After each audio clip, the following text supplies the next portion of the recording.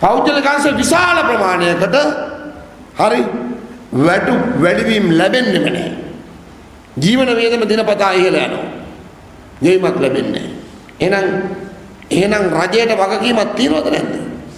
අවිධිමත්ව ඉන්න දූවිලි වගේ විසිරලා පැතිරලා ඉන්න පෞද්ගලික අංශේ 65 ලක්ෂයෙන් වැඩිම ප්‍රමාණයක් වෙච්ච ප්‍රමාණයට අයවැයෙන් නීතියක් සම්මත කරලා වැඩි කරේ නැත්නම් මොකුත් නැහැ.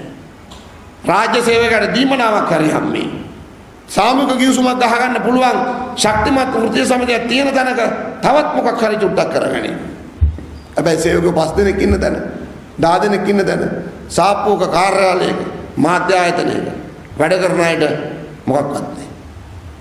ඔය කියන පදනම් වල වැඩිවීම සහ දීමනා වැඩිවීම වෙනකොට ඒකේ බලපෑම හැමුවේ විශ්‍රාමිකයන්ටත් යම් ප්‍රමාණයක් ඉහළ යනවා. එතනින් අපිට තරක ගන්න පුළුවන්.